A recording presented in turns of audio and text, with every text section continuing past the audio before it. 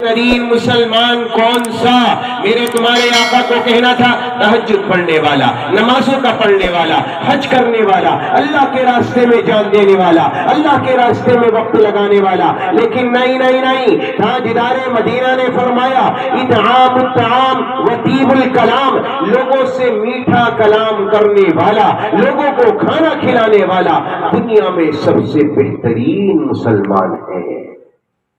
اس سے اچھا مسلمان کوئی نہیں ہے جس کی زبان کے بول میٹھے ہوں، جس کے اخلاق اچھے ہوں۔ تاجدار مدینہ نے فرمایا قیامت کا میدان ہوگا، لوگ اپنے اپنے اعمال لے کر آئیں گے، لیکن قیامت میں کسی کا گارنٹر بن کر نہیں آؤں گا، لیکن آقا نے فرمایا ایک بندہ ہے میں اس کے گارنٹی لے کر قیامت کے میدان میں پہنچوں گا۔ اس صحابہ نے پوچھا یا رسول اللہ آپ گارنٹی کس کی لے کر پہنچو گے قیامت کے میدان میں؟ قرآن پڑھانے والے، جہاد کرنے والے؟ نبی نے فرمایا بالکل نہیں، آقا فرماتے ہیں انا زعیم، میں گارنٹر ہوں، جنت کے بیچ میں سینٹر میں مین جگہ میں ایک محل لے کر دوں گا۔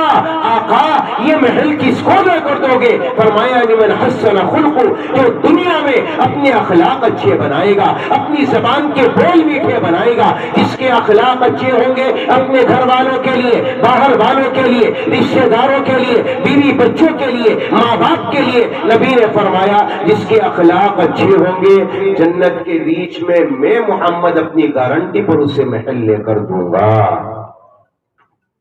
لیکن عجیب بات تو یہ ہے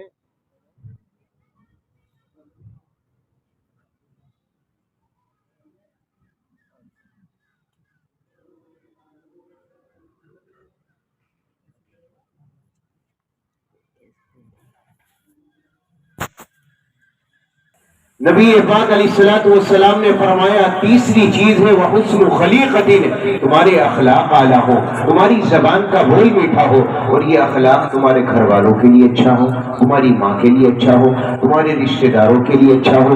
تاجدار مدینہ امام الانبیاء نے فرمایا جو گھر میں آیا اس نے اپنی ماں کو محبت کی نظر سے دیکھا، اس کے اخلاق اعلیٰ ہو، اللہ تعالیٰ ایک حج کی برابر ثواب دے گا۔ اور نبی پاک علیہ السلام کا فرمان عالی تو یہ ہے میرا جی چاہتا ہے کاش کہ میرے ماں باپ زندہ ہوتے، اور چلو باپ بھی نہ تھا میری ماں زندہ ہوتی، میں نماز عشاء پڑھانے کے لیے اپنے گھر سے نکلتا، عشاء کے فرضوں کی نیت باندھتا اور قرات شروع کر دیتا الحمدللہ رب العالمین۔ اسی درمیان میں میرے گھر کی کھڑکی کھلتی اور میری ماں آمینہ مجھے آواز دیتی یا محمد یا محمد، تو میرے آقا نے فرمایا میں فرض نماز کی نیت توڑ دیتا اور اپنی ماں کی بات کا جواب دیتا۔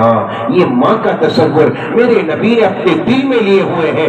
میرے پیاروں اخلاق اعلیٰ ہو اپنے ماں باپ کے لیے، اپنی اولاد کے لیے، اپنی بیوی کے لیے، اپنے رشتہ داروں کے لیے۔ تاجدار مدینہ نے فرمایا اعلیٰ اخلاق لے کر آؤ گے جنت کے بیچ میں محل لے کر دوں گا۔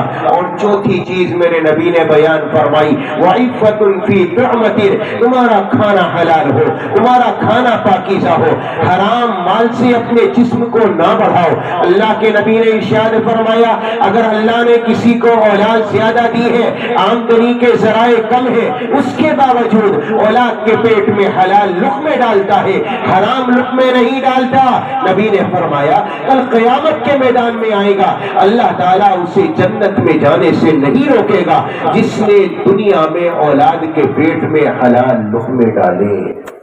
آدمی صبح کو گیا شام کو آیا، آنے کے بعد اس نے حلال لقمے لا کر اولاد کو کھلائے۔ نبی نے فرمایا قیامت کے میدان میں یہ حلال کھلانے والے، محنت کرنے والے جب آئیں گے تو ان کے چہرے چودھویں کے چاند کی طرح روشن ہوں گے جنہوں نے اولاد کے اور اپنے پیٹ میں حلال لقمے ڈالے۔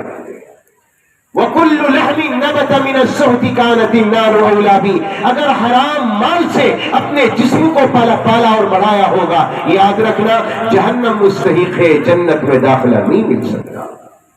یہ چار باتیں اللہ کے نبی نے بیان فرمائی۔ نمبر 1 سچ بولو جھوٹ نہ بولو۔ نمبر 2، امانت میں خیانت نہ کرو، کسی کو دھوکہ نہ دو۔ نمبر 3، اخلاق اعلیٰ بناؤ، زبان کے بول میٹھے بناؤ، زبان کی ترشی نکالو، اپنے آپ سے کسی کو تکلیف نہ پہنچاؤ۔ تاجدار مدینہ نے فرمایا اگر اخلاق اچھے ہوں گے جنت کے بیچ سینٹر میں محل آپ کا، یہ رسول اللہ کی گارنٹی۔ اور چوتھے نمبر پر وعفۃ فی طعمۃ، تمہارا کھانا حلال ہو، تمہارا کھانا پاکیزہ ہو۔ یہ 4 باتوں پر جو عمل کرے گا نبی نے فرمایا اللہ اسے دنیا میں بھی عزت دے گا، اللہ اسے آخرت میں بھی عزت دے گا۔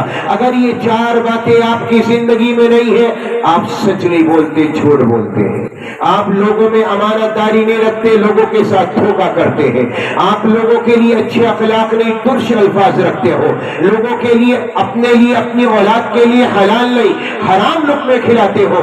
نبی نے فرمایا اگر اس کے خلاف زندگی ہے دنیا میں کوئی آدمی آپ کو عزت نہیں دے سکتا۔ اللہ تعالی ہمیں عمل کی توفیق عطا فرما دے۔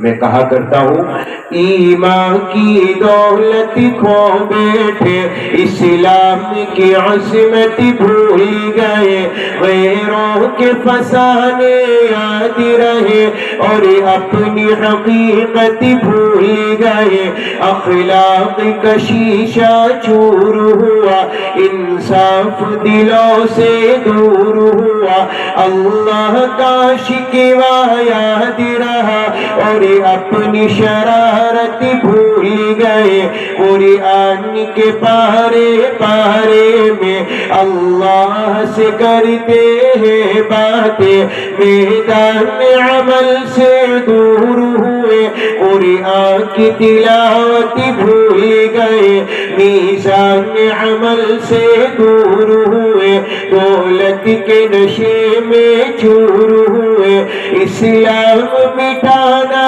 یاد رہا، باطل کو مٹانا بھول گئے، دنیا کا گھر آباد کیا، عقبہ کا گھر برباد کیا، مشکل میں خدا کو یاد کیا، آسان ہوئی مشکل بھول گئے، وہ دیکھ لیا ہے شیشے میں پر داغ نہ دیکھا سینے میں، دل ایسا لگایا جینے میں، مرنے کو مسلمان بھول گئے، داڑھی کو تم نے صاف کیا اور دل کو نبی کے چاک کیا، جس کام سے خوش ہوتا ہے خدا وہ کام مسلمان بھول گئے، دولت کے پجاری بن بیٹھے، عہدوں کے پجاری بن بیٹھے، قارون کی پیروی کرنے لگے، آقا کی نصیحت بھول گئے، کیا کسی کو زنا کیا بغض و دغا، ہر ایک ہمارا فعل برا، عزت کے لٹیرے بن بیٹھے، عزت کی حفاظت بھول گئے، اسلام کے غازی بن نہ سکے، ہم دل سے نمازی بن نہ سکے، جن سجدوں میں ملتا ہے وہ خدا، ہم ایسی نمازیں بھول گئے۔ اللہ مجھے بھی آپ کو بھی عمل کی توفیق عطا فرمائے، یہ 4 باتیں ہماری زندگی میں پیدا فرما دے، اللہ ہماری دنیا بھی آسان فرما دے، آخرت بھی آسان فرما دے، آمین یا رب العالمین۔